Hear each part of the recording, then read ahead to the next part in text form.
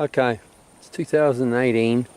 This is the Rustic Gentleman reporting, and I thought I'd tell you guys what setup I've got for these videos that I'm going to be taking, because you know it just seems to be the thing you do. So I've got an old 2010 DR650. The story with this bike is I bought this bike about 8 years ago. I had two DRs, and what happened was I was going to take the parts off one DR and put them on this one. And so I had them parked in my shed. One was insured, one wasn't. They both got stolen. Great, thanks guys. And what happened was they took both bikes, and I never got the insured one back. But about 2.5 years later, I was in Thailand riding the Mae Hao Song Loop. Anybody knows the Mae Hao Song Loop in Thailand? And on my birthday, the police came around to my house and they said, does your father, because my daughter was home, he said, does your father have a motorbike that he got stolen? She said yes. He said, well, we found one. So anyway, I got back from Thailand and they charged me, I think, $300 because it wasn't insured. It was an uninsured one. I didn't have to pay anything for it. So I got given the bike back for $300 storage. So I was pretty stoked about that. What I did was, it had done, get this, it had almost exactly 1,000 kilometers on it when it was stolen. It had done 16 kilometers in 2 years. What the? Seriously? Come on, people. If you're going to steal it, thrash the shit out of it, for fuck's sake. Anyway, they, so what I did was I took it for a ride, and I rode it for 5,000 kilometers, didn't do anything with it, just cleaned the carby out and off it went. Didn't use any oil. The gearbox is a bit dodgy on it, but it hasn't blown up yet. So because of that, that explains why this bike, even though it's that old, has only done that many Ks. Only done 19,407, because they had a Motage kit on it, so we're going to probably do 5,000 Ks on that, and the rest of the time it just wasn't getting used. So anyway, back to the bike. So we've got our little stick here, so we can direct you to what I'm looking at. So what we got? We've got this. This obviously takes my fishing rod. You can see my fishing rod in there. So I'm actually going to change that because it's not quite big enough. So fishing rod holder. This is a GSXR can.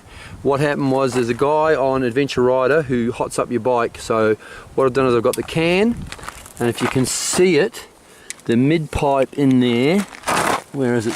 There, you can see it there. That has got a power bomb on it. So what he does is he takes the pipe, sells you a pipe in a can, and then he takes your carburetor, which is under there, takes the carby, and what he does is he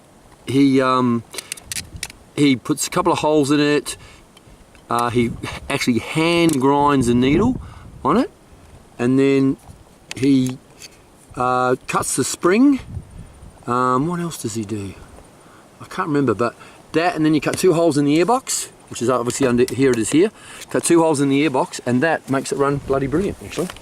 So I'm running 520 chain at the moment, 520X actually for some reason. It cost a bloody fortune, but not a big oiler on my chain. I don't worry about it because I can't see the point. You know, both I'm going to do a lot of road riding. I do, but really, I mean, at the end of the day, you know, so we'll see how long that lasts, because normally I get 22,000 Ks out of a chain, and whether I oil it or not, so I can't really see the point, to be honest.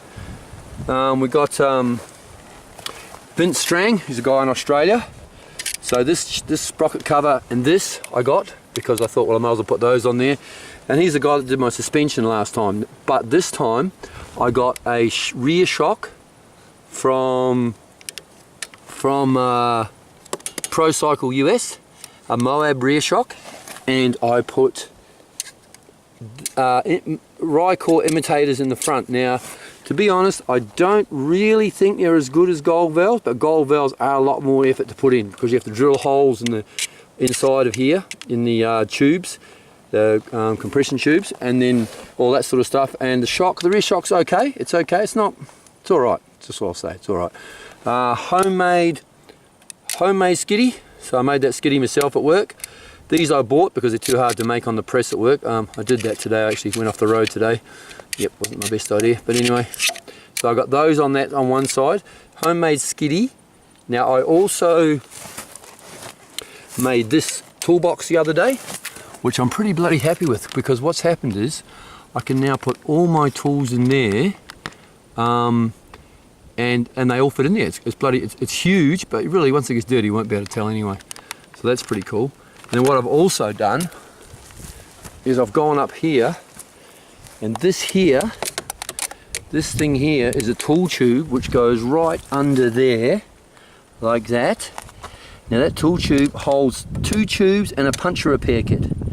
Now that gets it out of the way, because I was finding it hard to get the puncture repair kit from the skinny tubes. So I had to go to big thorn-proof ones, so they take up a lot of space, and that was a bit of a pain in the ass.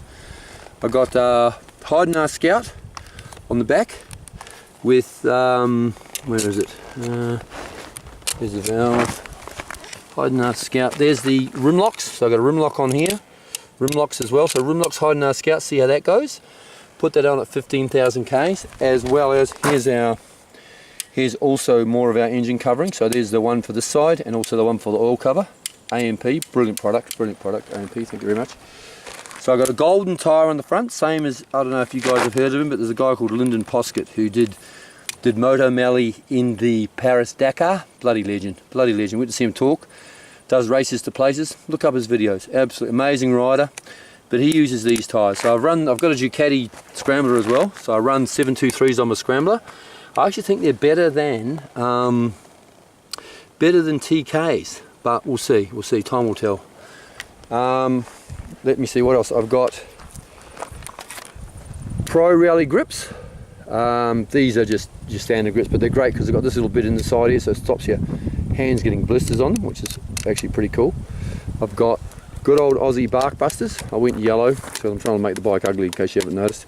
So I went good old Aussie Bark Busters, and I went we've got a Rally Moto steering damper here, the old one with the 2 knobs on it. Now apparently the new one has only got 1 knob and it does both at once. That's okay, I suppose, but you know, I find it amazing. You can sit down on the dirt. It's bloody brilliant. Homemade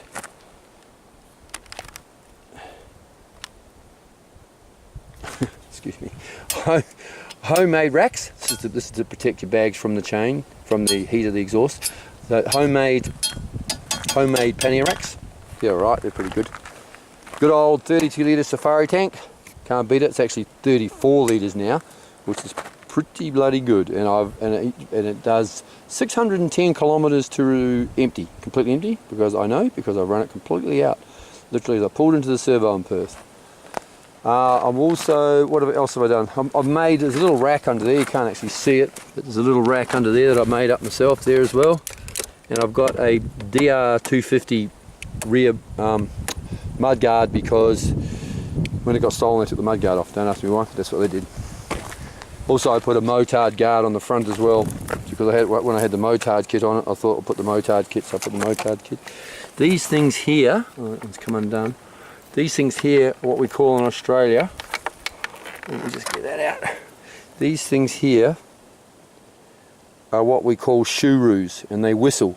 And we put them on our bikes and cars because they whistle, and supposedly they scare the kangaroos away. Now, I don't know about the kangaroos, but I do notice that any birds on the side of the road or anything like that, they do not like it. So the birds fly away, so you get to see birds, so I guess that's good. So it must be doing something. Now, I've also got a Britannia Composites fairing on here. That's fantastic. I mean, look at those headlights on there. Finally, a decent headlight on a DR. Who would have bloody well thought?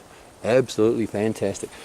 It's actually really good, but this screen, which slides up and down, like so, these are American made, boys, but I find that screen actually makes it worse, because I think, you know, it hasn't got a lip up here or anything, because it hasn't got a lip up here, it makes buffeting even worse on your helmet. So I don't know, I'm not convinced.